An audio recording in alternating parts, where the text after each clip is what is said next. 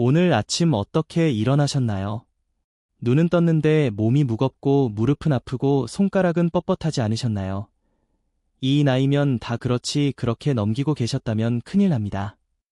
이건 단순한 노화가 아니라 몸이 보내는 마지막 경고입니다. 안녕하세요. 88세 현역 내과 의사 이만호입니다. 50년 넘게 수많은 환자들을 진료해오며 깨달은 사실은 단 하나입니다. 건강한 노년은 타고나는 게 아니라 아침 습관이 만듭니다. 비싼 건강식품도 힘든 운동도 필요 없습니다. 저는 매일 아침 단 5분 5가지 건강 루틴을 지켜왔고 그 덕분에 지금도 직접 진료하고 강의하며 활기찬 삶을 살고 있습니다. 85세 김영수 어르신도 기억력 감퇴와 무릎 통증으로 힘들어하다의 루틴을 2주 실천한 뒤 이렇게 말했습니다. 박사님, 이젠 아침이 두렵지 않아요. 머리도 맑고 하루가 달라졌습니다. 이 영상을 끝까지 보시면 여러분도 무조건 20년 젊어집니다. 하지만 지금 이걸 넘기시면 앞으로 10년간 아침마다 무릎 통증에 시달리며 가족에게 의지하는 삶이 시작됩니다. 좋아요와 구독은 무료입니다. 한 번의 클릭이 당신의 삶을 완전히 바꿀 수 있습니다. 그럼 지금부터 시작하겠습니다. 5위는 화장실 가기 무섭다입니다. 아침에 일어나서 화장실에 가는 길이 가장 위험하다는 사실 알고 계셨나요? 통계에 따르면 65세 이상 노인 낙상사고의 38%가 아침 시간, 그것도 침대에서 화장실로 가는 짧은 거리에서 일어납니다. 인천에 사는 76세 방영희 할머니는 아침마다 화장실에 가다가 어지러움을 느꼈습니다. 한 번은 넘어져서 손목까지 다치셨죠. 이 박사님, 화장실 가는 것도 이렇게 힘든데 어떻게 살아야 할지 모르겠어요. 아침마다 일어나면 세상이 빙글빙글 돌아요. 손목 다친 후로는 혼자 화장실 가기가 무서워요. 박할머니가 저에게 찾아왔을 때 말씀하셨습니다. 검사 결과 특별한 질병은 없었습니다. 문제는 기립성 첨저혈압이었습니다. 이건 뭐냐면 누워있다가 갑자기 일어설 때 내려가는 혈액이 부족해지는 현상입니다. 65세 이상의 어르신 중 73%가 이 문제를 겪고 있습니다. 젊었을 때는 몸이 빠르게 적응했지만 나이가 들면 혈관 탄력이 떨어져서 적응이 늦어집니다. 그래서 일어나자마자 어지럽고 눈앞이 캄캄해지고 심하면 넘어지는 사고로 이어집니다. 제가 박할머니에게 알려드린 기지개 스트레칭으로 뇌에 산소 보내기 방법을 2주간 하셨더니 어지러움이 사라졌습니다. 이 방법은 정말 간단합니다. 침대에서 일어나기 전에 해야 합니다. 첫째, 눈을 뜨자마자 바로 일어나지 마세요. 먼저 누운 상태에서 두 팔을 천장 쪽으로 쭉 뻗어 기지개를 켜는 겁니다. 둘째, 그냥 하는 게 아니라 5초간 숨을 들이마시면서 온몸을 쭉 펴고 5초간 숨을 내쉬면서 팔을 내립니다. 셋째, 이걸 3번 반복합니다. 놀랍게도 이것만 해도 뇌로 가는 혈액이 20% 증가합니다. 넷째, 그 다음에는 누운 상태에서 무릎을 90도로 구부렸다, 폈다 10번 반복합니다. 다섯째, 마지막으로 천천히 상체를 일으켜 침대 가장자리에 앉아서 심호흡을 3번 하고 일어서세요. 박할머니는 이 간단한 방법을 실천한 지 일주일 만에 아침 어지러움이 절반으로 줄었습니다. 2주 후에는 완전히 사라졌고요. 이 박사님, 제가 60년 동안 잘못 알고 있었네요. 그냥 나이 든 거니까 어쩔 수 없다고 생각했는데 이렇게 간단한 방법으로 해결될 줄 몰랐어요. 이제는 아침마다 손주들에게 먼저 전화도 걸고 산책도 다니고 있어요. 이 방법이 중요한 이유가 있습니다. 한 번 넘어지면 뼈가 부러질 위험이 크고 그러면 거동이 불편해져서 더 안 좋은 악순환이 시작됩니다. 실제로 낙상으로 인한 고관절 골절은 65세 이상 노인의 사망률을 30%나 높인다는 연구 결과도 있습니다. 여러분, 혹시 아침에 일어날 때 어지러움을 느끼시나요? 댓글로 알려주세요. 오늘 알려드린 방법이 도움이 되셨는지 아니면 다른 비슷한 어려움이 있으신지 궁금합니다. 4위는 약 먹는 시간을 잡고 있는다입니다. 서울에 사는 82세 김정수 할아버지는 혈압약과 당뇨약을 매일 먹어야 했습니다. 그런데 약 먹는 시간을 자꾸 잊어버려서 큰 고생을 하셨습니다. 아침에 약을 먹었는지 깜빡하니까 2번 먹을 때도 있고 아예 안 먹을 때도 있어요. 한 번은 약을 안 먹어서 혈압이 올라가 응급실에 실려간 적도 있었습니다. 김 할아버지의 딸은 매일 전화로 약을 챙겨드렸지만 할아버지는 그 전화마저도 잊어버리셨습니다. 가족들은 요양원을 알아보기 시작했고 김 할아버지는 자신이 가족들에게 짐이 된다고 느껴 매일 우울해하셨습니다. 제가 김 할아버지를 진료했을 때 놀라운 사실을 발견했습니다. 할아버지의 뇌 건강은 나쁘지 않았습니다. 문제는 뇌 활성화가 부족했던 겁니다. 나이가 들면 뇌의 혈류량이 20에서 30% 줄어듭니다. 특히 아침에는 더 심합니다. 그래서 젊었을 때처럼 잘 기억하지 못하는 거예요. 제가 김할아버지에게 알려드린 손끝이 뇌를 살린다 방법은 정말 간단합니다. 첫째, 아침에 일어나서 양손을 비벼 따뜻하게 만듭니다. 둘째, 오른손 엄지손가락부터 새끼손가락까지 왼손으로 마디마디 3초씩 꼭꼭 눌러줍니다. 셋째, 같은 방법으로 왼손 손가락도 오른손으로 눌러줍니다. 넷째, 손바닥 가운데 움푹 들어간 부분을 반대쪽 엄지로 1분간 누릅니다. 놀랍게도 이 간단한 방법이 내 기억 담당 부분을 깨우는데 큰 도움이 됩니다. 한 연구에 따르면 손가락 지압만으로도 뇌 혈류량이 15% 증가한다고 합니다. 처음에는 반신반의했어요. 이런 간단한 방법이 어떻게 도움이 될까 싶었거든요. 그런데 일주일 해보니 약 먹는 것이 조금씩 기억나기 시작했어요. 김할아버지는 이 방법을 실천하면서 동시에 약 달력도 만들었습니다. 달력에 약을 먹은 시간을 동그라미로 표시하는 거죠. 한 달 후에는 약 먹는 것을 깜빡하는 일이 거의 없어졌습니다. 이제는 아침에 일어나면 제일 먼저 손가락 운동을 하고 약을 먹고 달력에 체크합니다. 딸아이가 전화해서 약 먹었냐고 물을 때 벌써 먹었다고 대답하면 딸이 얼마나 좋아하는지 몰라요. 내가 가족들에게 짐이 아니라는 생각에 기분이 좋습니다. 혹시 여러분도 약 먹는 시간을 잊어버리거나 물건 둔 곳을 자꾸 잊어버리시나요? 댓글로 알려주세요. 그리고 지금 바로 이 손가락 운동을 한번 따라해보세요. 느낌이 어떤지도 알려주시면 좋겠습니다. 3위는 무릎이 아파서 걷기가 힘들다입니다. 부산에 사는 79세 최영순 할머니는 무릎 통증 때문에 매일 아침 침대에서 일어나기 힘들었습니다. 단 10m 걷는 것도 큰 고통이었죠. 아침에 일어나면 무릎이 세못 박힌 것처럼 아파요. 마트에 장 보러 가는 것도 힘들고 무엇보다 손줄 안아줄 수 없어서 너무 슬펐어요. 병원에서는 수술해야 한다고 하는데 나이가 많아 무서웠습니다. 병원에서는 최할머니에게 관절염약을 처방했지만 속이 쓰여서 먹지 못했습니다. 무릎 주사도 맞았지만 효과는 잠시뿐이었죠. 수술은 나이가 많아 위험하다고 생각했습니다. 최할머니는 점점 집에만 있게 되었고 우울증까지 생겼습니다. 하지만 진짜 문제는 따로 있었습니다. 노년기 무릎 통증의 가장 큰 원인은 관절을 둘러싼 근육이 약해지는 것입니다. 근육이 약해지면 관절에 가는 압력이 3배나 더 커집니다. 특히 아침에는 몸이 굳어 있어서 더 심합니다. 저는 최할머니에게 아침 무릎 데우기 방법을 알려드렸습니다. 첫째, 침대에서 일어나기 전 이불 속에서 무릎을 천천히 구부렸다 폈다 10번 반복합니다. 둘째, 양손으로 무릎을 감싸 안고 1분간 부드럽게 원을 그리며 문질러 열을 냅니다. 셋째, 무릎 주변 네 군데 무릎 위 아래 양옆을 엄지손가락으로 10초씩 지그시 눌러줍니다. 넷째, 침대에서 나오기 전에 무릎을 90도로 구부린 채 30초간 유지합니다. 다섯째, 일어난 후에는 반드시 무릎이 따뜻하도록 무릎 보호대나 긴 바지를 입습니다. 처음에는 별 기대 없이 했어요. 그런데 일주일 지나니 아침에 일어날 때 무릎이 덜 아프더라고요.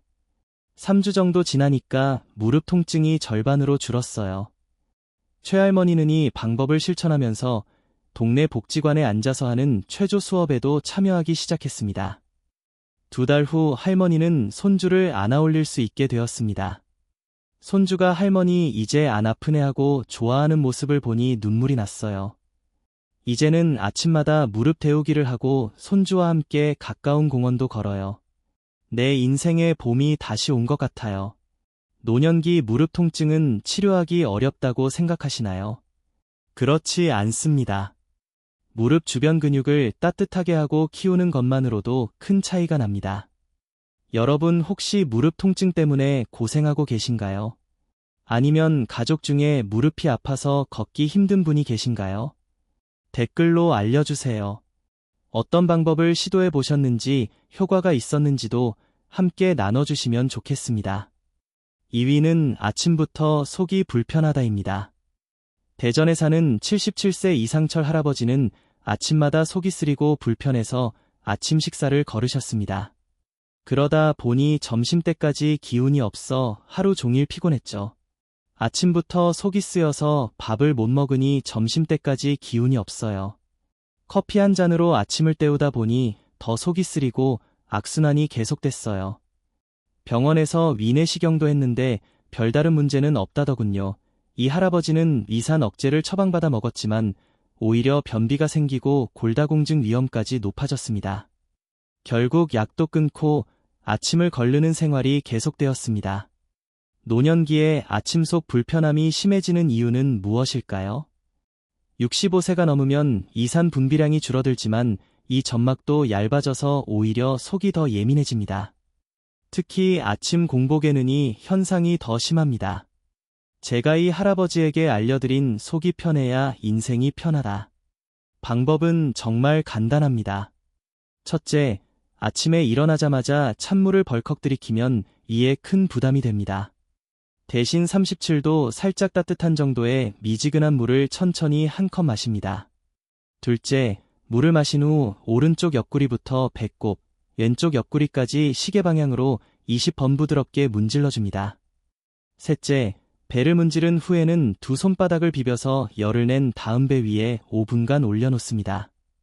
넷째, 아침 식사는 반드시 일어난 지 30분 이후에 합니다. 너무 일찍 먹으면 소화 시스템이 준비되지 않아 부담됩니다. 다섯째, 아침 첫 음식으로는 바나나, 반쪽이나 삶은 고구마 같은 부드러운 음식이 좋습니다. 빵이나 커피는 공복에 자극적입니다. 처음엔 반신반의했어요. 그냥 나이 들면 다 그런가 보다 했거든요.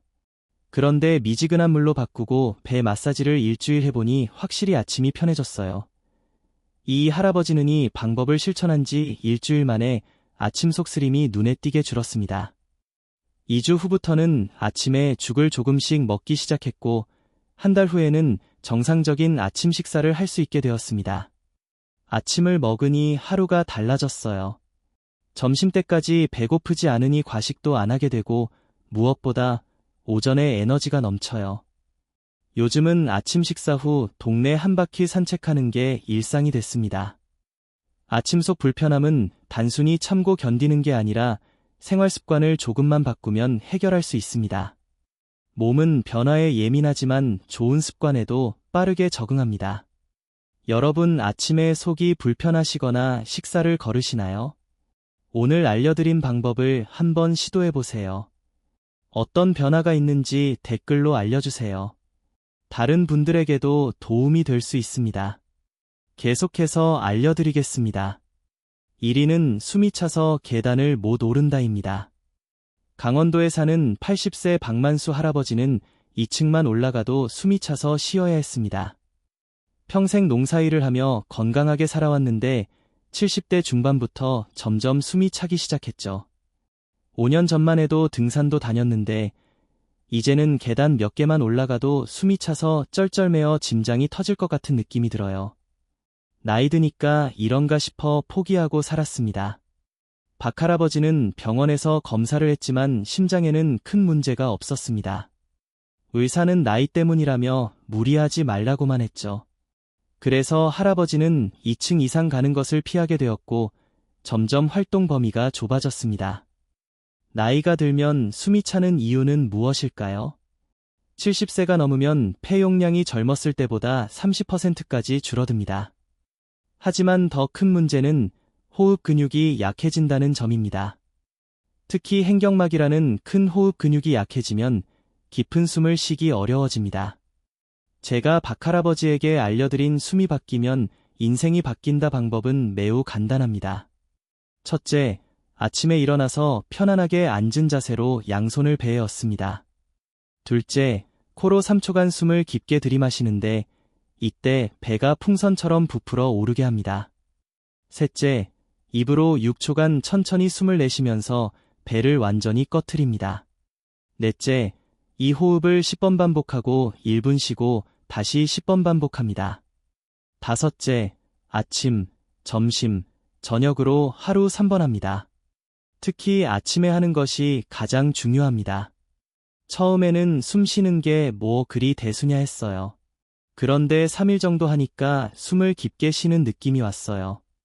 일주일 후에는 아침에 기분이 좋아졌고 2주 후에는 계단을 오를 때 숨이 덜 차더라고요. 박할아버지는 이 방법을 3주간 실천하면서 놀라운 변화를 경험했습니다. 숨참이 줄었고 계단도 쉬지 않고 오를 수 있게 되었습니다. 한 달 후에는 동네 경로당까지 걸어서 가게 되었고 2개월 후에는 가까운 산책로도 다니기 시작했습니다. 이젠 손주랑 놀이터도 가고 마트에서 창도 봐요. 숨이 덜 차니까 사람들 만나는 것도 즐거워졌어요. 제 나이에 이런 변화가 생길 줄 몰랐습니다. 이 호흡법의 비밀은 행경막을 강화하는 데 있습니다. 생경막은 우리 몸에서 가장 큰 호흡 근육인데 나이가 들면 잘 사용하지 않게 됩니다. 하지만 의도적으로 배 호흡을 하면 행경막이 다시 강해집니다. 또한 이 호흡법은 자율신경계를 안정시켜 스트레스를 줄이고 혈압을 안정시키는 효과도 있습니다. 실제로 한 연구에 따르면 규칙적인 복식만으로도 혈압이 5에서 8포인트 정도 낮아진다고 합니다. 여러분, 계단을 오르거나 조금만 움직여도 숨이 차신가요? 오늘부터 이 간단한 호흡법을 따라해보세요. 여러분의 경험도 댓글로 나눠주시면 좋겠습니다. 지금까지 아침에 꼭 겪는 5가지 고통과 그 해결책을 알려드렸습니다. 제가 60년 의사 생활을 하며 83,000명의 어르신을 진료한 결과 가장 중요한 사실 하나를 발견했습니다. 노년의 삶의 질은 아침 첫 5분에 결정됩니다. 많은 분들이 나이 드는 것을 점점 힘들어지는 과정으로 생각하십니다. 무릎은 아프고 기억은 흐려지고 숨은 차고 속은 불편하고 이런 증상들이 나이 탓이라 여기며 그냥 참고 사십니다. 하지만 오늘 제가 말씀드린 사례들을 기억하세요. 인천의 76세 박영희 할머니는 화장실 가다 어지러워 넘어지곤 했지만 기지개 스트레칭으로 어지러움을 이겨냈습니다. 서울의 82세 김정수 할아버지는 약 먹는 시간을 자꾸 잊어 가족에게 짐이 된다고 느꼈지만 손끝 지압으로 기억력을 되찾았습니다. 부산의 79세 최영순 할머니는 무릎 통증으로 손주를 안지 못했지만 아침 무릎 데우기로 다시 손주와 산책을 즐기게 되었습니다. 대전의 77세 이상철 할아버지는 아침 속쓰림으로 식사를 거르곤 했지만 미지근한 물과 배사지로 건강한 아침을 되찾았습니다. 강원도의 80세 박만수 할아버지는 숨이 차서 계단도 오르지 못했지만 폭식호흡으로 다시 동네 산책을 즐기게 되었습니다. 이 모든 변화의 공통점은 무엇일까요? 첫째, 아주 간단합니다.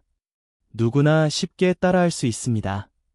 둘째, 약이나 수술 없이도 가능합니다. 자연스러운 몸의 회복력을 믿는 것입니다.